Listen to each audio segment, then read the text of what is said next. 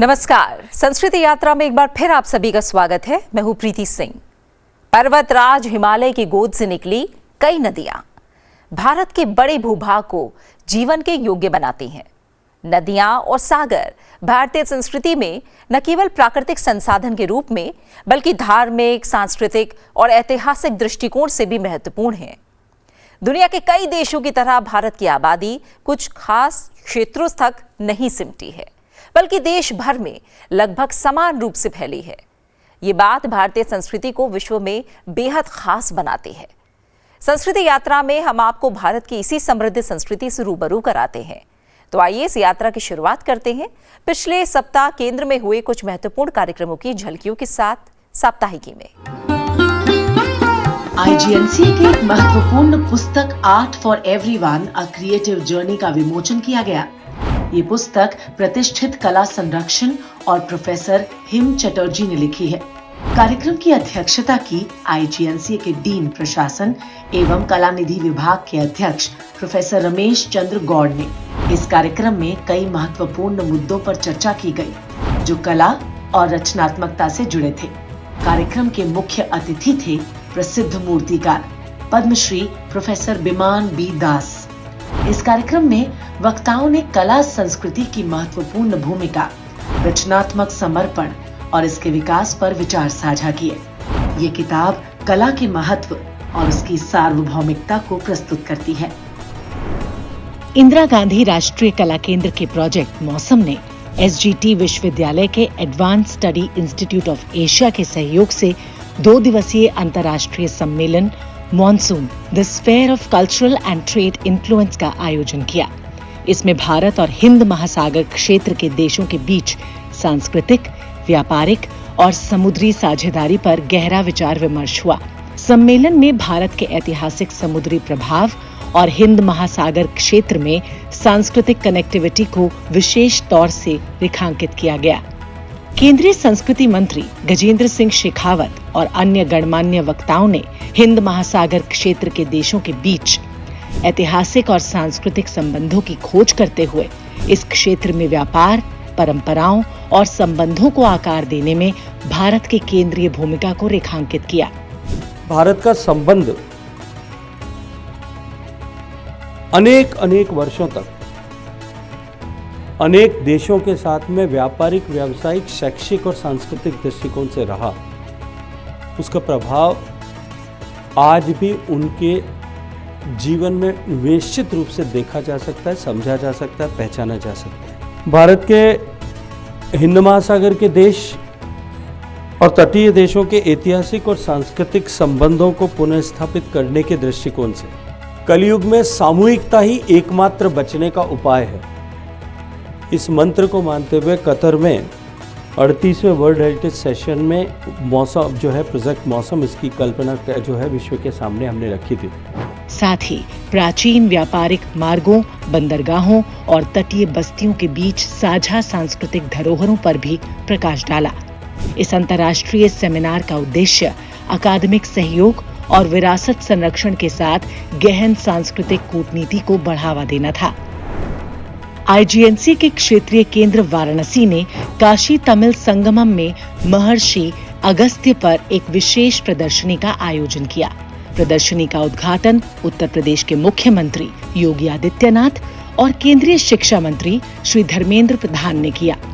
इसमें महर्षि अगस्त्य के जीवन और गाथाओं को दर्शाते हुए 9 अद्वितीय चित्रों के साथ दुर्लभ पांडुलिपियों और ऐतिहासिक दस्तावेजों का संकलन प्रदर्शित किया गया। ये प्रदर्शनी महर्षि अगस्त्य की सांस्कृतिक धरोहर और योगदान को उजागर करती है। केंद्रीय संस्कृति और पर्यटन मंत्री श्री गजेंद्र सिंह शेखावत ने भी इस विशेष प्रदर्शनी का अवलोकन किया। असम के गुवाहाटी में transition of drama from folk to modern in the context of Assam, यानी असम के संदर्भ में नाटक का लोक नाट्य से आधुनिक नाट्य तक परिवर्तन विषय पर व्याख्यान हुआ। ये आयोजन IGNC के गुवाहाटी क्षेत्रीय केंद्र ने बेहाटा चारियाली B.Ed कॉलेज के सहयोग से किया। व्याख्यान में असमिया नाटक के विकास और पारंपरिक लोक रूपों में इसकी जड़ों और आधुनिक नाटकीय अभिव्यक्तियों की प्रगति पर प्रकाश डाला गया। आईजीएनसीए के क्षेत्रीय केंद्र वाराणसी ने प्रज्ञा संस्थान दिल्ली के सहयोग से वाराणसी में महाकुंभ वैश्विक चेतना का जागृतिक स्वरूप विषय पर व्याख्यान आयोजित किया। मुख्य अतिथि थे वाराणसी के दक्षिणी विधानसभा क्षेत्र के विधायक नीलकंठ तिवारी। उन्होंने कहा कि अमृत स्नान से मोक्ष प्राप्ति की संकल्पना महाकुंभ की अद्भुत चेतना को जागृत करती है। मुख्य वक्ता प्रोफेसर ब्रजभूषण ओझा, जो काशी हिंदू विश्वविद्यालय के व्याकरण विभाग में प्रोफेसर हैं, उन्होंने कुंभ की पारंपरिक और पौराणिक व्याख्या करते हुए उसकी महिमा और उसके प्रासंगिक आयामों को शास्त्रीय प्रमाणों से सत्यापित किया। अंत में अध्यक्षीय उद्बोधन में संपूर्णानंद संस्कृत विश्वविद्यालय वाराणसी के कुलपति प्रोफेसर बिहारी लाल शर्मा ने विभिन्न ज्योतिषीय प्रमाणों तथा शास्त्रीय तर्कों के आधार पर कुंभ की व्याख्या की और श्रोताओं को भारत की सांस्कृतिक चेतना के प्रतीक महाकुंभ के विभिन्न आयामों से परिचित कराया। आईजीएनसीए के क्षेत्रीय केंद्र गुवाहाटी और संगीत नाटक अकादमी उत्तर पूर्व केंद्र ने एक विशेष पुस्तक चर्चा का आयोजन किया। विषय था the Koch dynasty and the charismatic Bir Chilarai. इस पैनल चर्चा में डॉक्टर जगदीश पटगिरी, डॉक्टर शुभजीत चौधरी और अरूप ज्योति दास ने हिस्सा लिया। कार्यक्रम की अध्यक्षता संगीत नाटक अकादमी उत्तर पूर्व केंद्र के परियोजना निदेशक अरूप बारदोलोई ने की। चर्चा में कोच वंश की ऐतिहासिक धरोहर और बीर चिलाराय के योगदान पर विस्तार से विचार विमर्श किया गया। साप्ताहिकी से आगे बढ़ते हैं अगले पड़ाव विशेष में कश्मीर की तरफ, जो कई नदियों के उद्गम स्थल पर्वतराज हिमालय की गोद में बसा है। कश्मीर अपनी प्राकृतिक सुंदरता, समृद्ध ज्ञान परंपरा और संस्कृति के लिए जाना जाता है। बर्फ से ढके पहाड़, शांत झीलें, हरे भरे बाग और सुरम्य वादियां कश्मीर को धरती का स्वर्ग बनाती हैं। श्रीनगर के विश्व प्रसिद्ध डल झील में चलने वाली किश्तियां, शिकारे और हाउस बोट एक विहंगम दृश्य उत्पन्न करते हैं। इन पर बैठकर डल झील की सैर करते सैलानी आनंद के सागर में डूब जाते हैं। आज हम बात करेंगे पर्यटकों को डल झील में सैर कराने वाले और उससे अपनी जीविका चलाने वाले मल्लाहों की, जिन्हें क्षेत्रीय भाषा में हांजी या हंज कहा जाता है। जी हाँ, नाव बनाने से लेकर उसे सजाने का काम करने और पर्यटकों को घुमाने से लेकर उनका आतिथ्य करने वाले हांजी सैलानियों की यात्रा को यादगार बना देते हैं। आज विशेष में आपको दिखा रहे हैं इन्हीं हांजी लोगों की जीवन शैली और संघर्षों पर आधारित एक शानदार फिल्म बोटमैन ऑफ कश्मीर।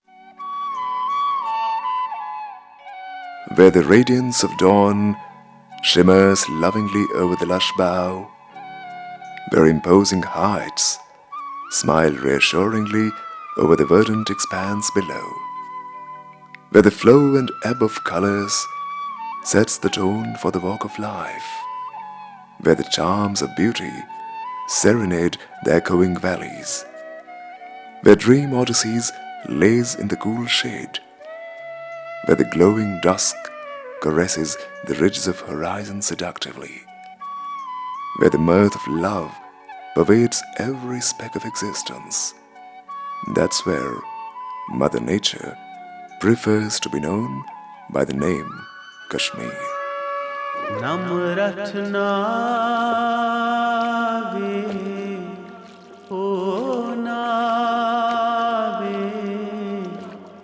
गम छुम यार मारावे।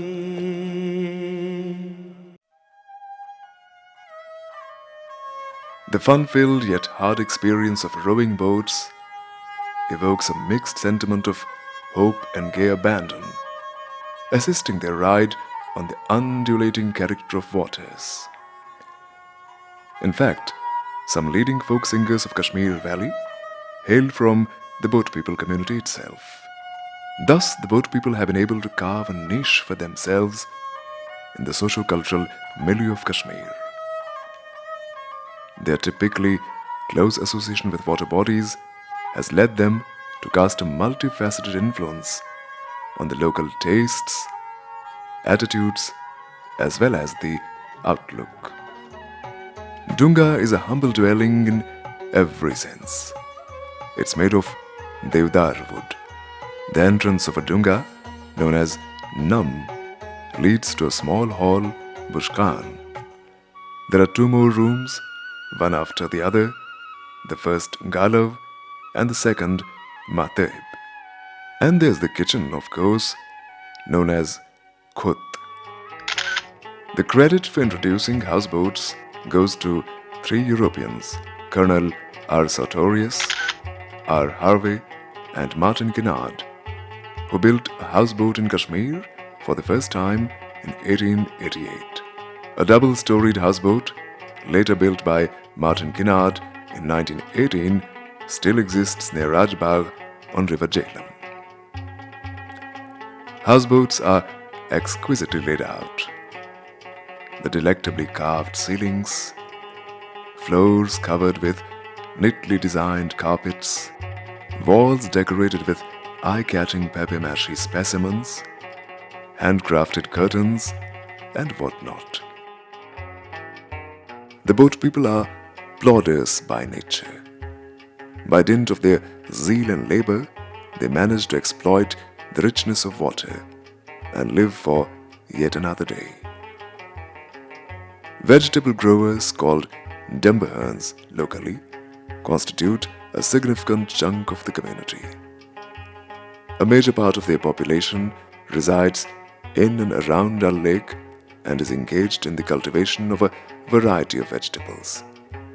When there were no floating gardens, or gardens as such, the Demberhans managed just one offering, Nadru, the lotus stem, a favorite with the Kashmiri palate.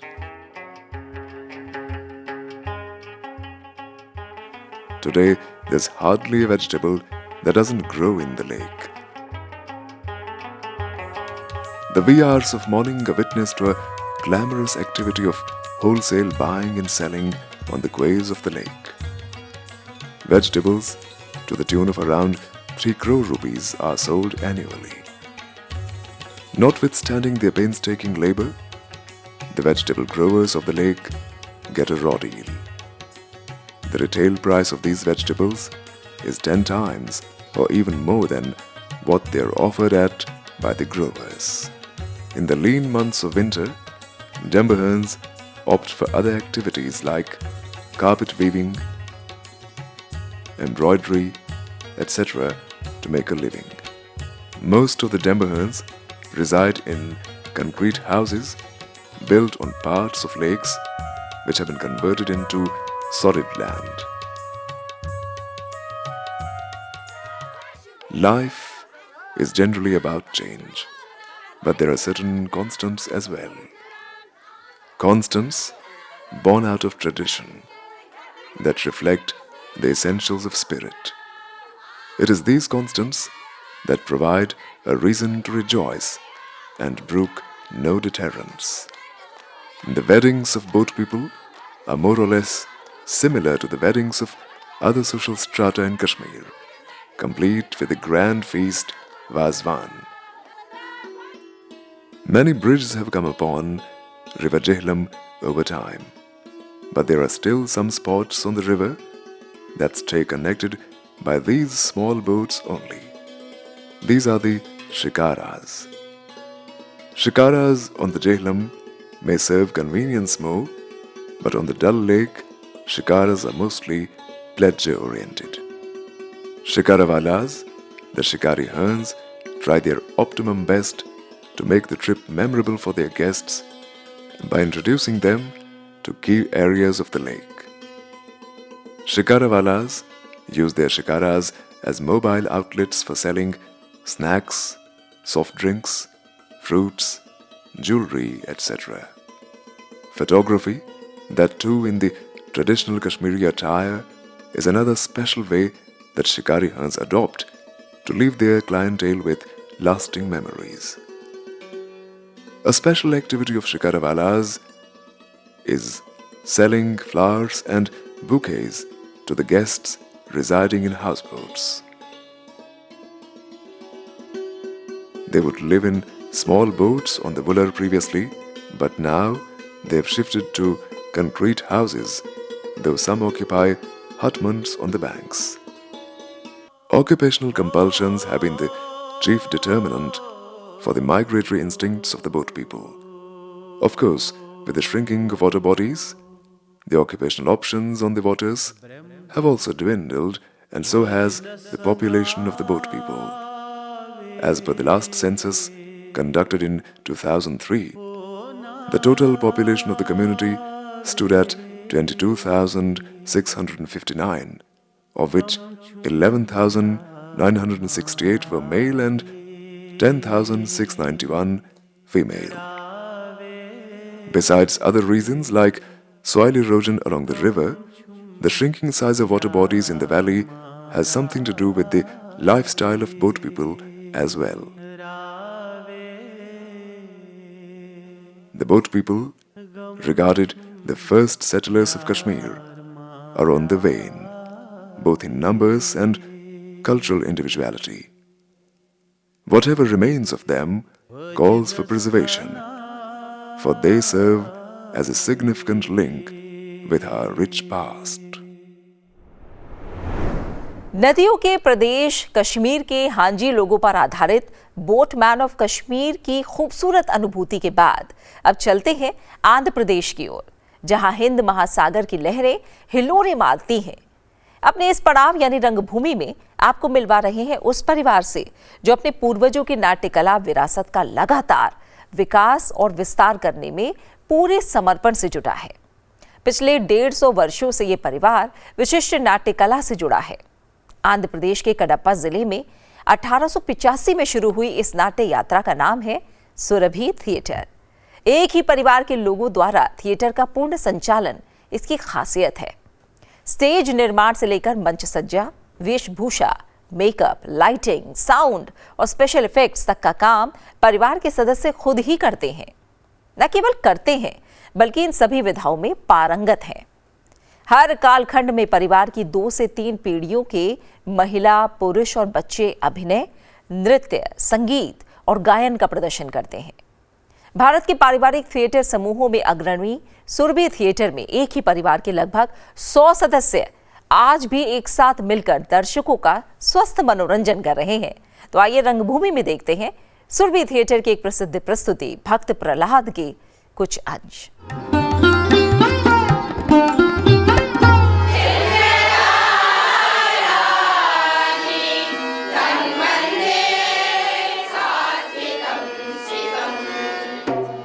Surabhi, a rare institution of family theatres in India, has an unbroken record of 125 years. This vibrant theatre form has been patronized both by the urban and rural theatre lovers in India. The legacy of Surabhi Theatre began in a village called Surabhi, originally called Sorugu, a tiny hamlet in the Kadapa district of Andhra Pradesh.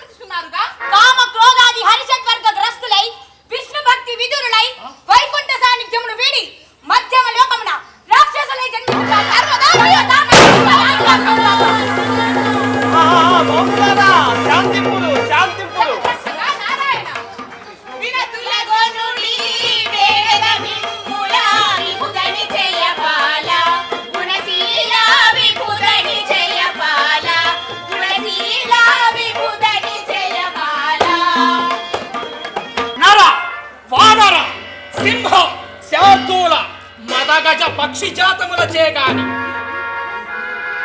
ఎంతనైనను ఎంత వెలినైనను రాత్రి అయినను పగలు అయినను నాకు చావులేని వరంబు నీవు బ్రహ్మదేవా, నాకు చావులేని వరంబు నీవు. దుర్జన హింస దొంగల పాలన నిలిచిన గర్భిణి స్త్రీలను నిర్భయంగా దుర్జన హింసల పాలన నిలిచి దురాత్మకు ఆసురాధినాథుని వధించద వధింతుని పుడే పరాభవమును సహించునా నీతులు చెప్పుచు నీచ కృత్యములు నీవనరేల్చుట తెలియునురా దుష్టులు ఎవరో దేవతలెవరో కష్టము చేసిన కలుడా ఇదిగో పరాభవమును సహించునా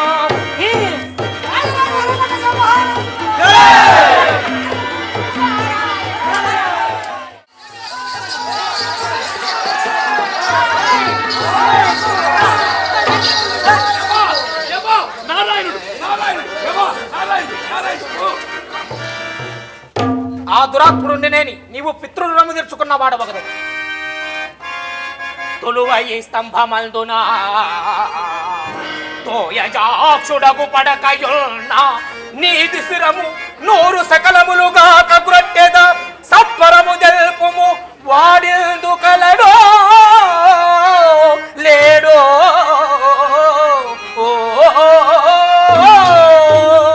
ఓరి దురాత్మ కలడా ఇందు ఓరి హరి బయలుపడమురా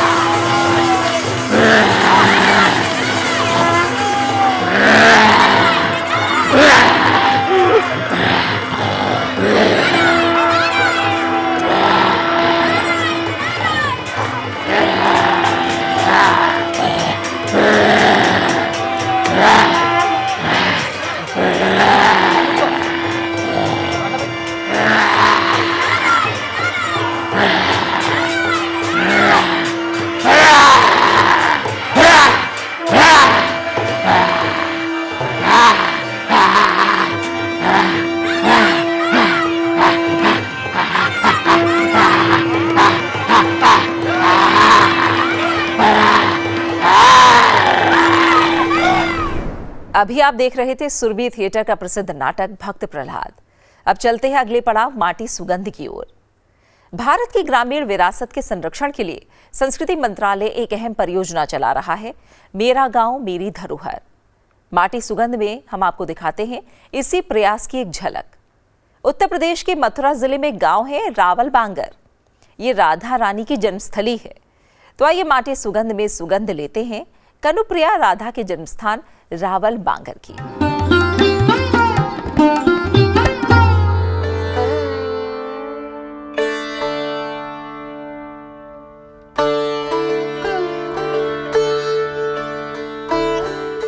राधा रानी का जन्म स्थान होने के कारण रावल भंगार गांव काफी प्रसिद्ध है।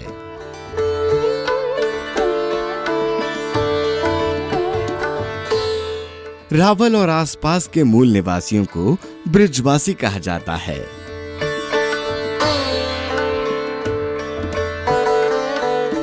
रावल भंगार गांव में करीब 409 घर हैं। गांव का कुल भौगोलिक क्षेत्रफल 478.3 हेक्टेयर है। रावल बंगार की कुल जनसंख्या 2753 है। हिंदी यहाँ की स्थानीय भाषा है। मथुरा सभी प्रमुख आर्थिक गतिविधियों के लिए रावल बंगार का निकटतम शहर है, जो लगभग 12 किलोमीटर दूर है। पानी की आपूर्ति, बिजली, गैस की आपूर्ति और स्वच्छता सुविधाओं जैसी सभी बुनियादी सुविधाएं गांव में बहुत अच्छी तरह से तैयार की जाती हैं। गांव में कई सार्वजनिक शौचालय हैं, क्योंकि 6 से 7 साल पहले बॉलीवुड की नायिका हेमा मालिनी ने इस जागरूकता अभियान की पहल शुरू की थी। गांव में प्राकृतिक जल का स्रोत जमुना नदी है। साफ पानी के लिए नल भी उपलब्ध हैं। साथ ही जल आयु योजना के माध्यम से गांव में रसोई गैस की आपूर्ति की जाती है। गांव में खेती और पशु प्रजनन आय का मुख्य स्रोत है। यहाँ उगाए जाने वाली मुख्य फसलें गेहूं, बाजरा, ज्वार, आलू और गन्ना हैं। बच्चों को बेहतर शिक्षा प्रदान करने के लिए गांव में एक स्कूल भी उपलब्ध है।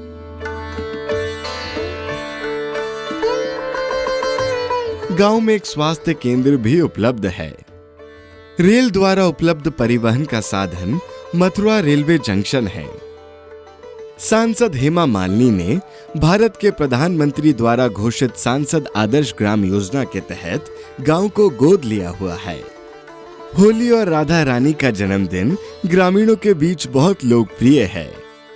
राधा रानी का जन्मदिन गांव में धूमधाम से मनाया जाता है और लोग इस त्योहार का सबसे अधिक आनंद लेते हैं। रावल में राधा कृष्ण काले प्रतीकात्मक वृक्ष और सफेद घूमते हुए वृक्ष भी मौजूद हैं। रावल गांव एक सच्ची भक्ति और भारतीय संस्कृति का उदाहरण है। तो ये थी आज की हमारी संस्कृति यात्रा। आशा है आपको पसंद आई होगी। इस कार्यक्रम को लेकर आपके सुझाव हमारे लिए बेहद महत्वपूर्ण हैं। अपने सुझाव हमें जरूर भेजें। हमारा ईमेल आईडी है sanskriti.ignca@gmail.com। आपसे फिर होगी मुलाकात संसद टीवी पर अगले हफ्ते आज ही के दिन इसी समय संस्कृति यात्रा के अगले एपिसोड में। तब तक के लिए नमस्कार।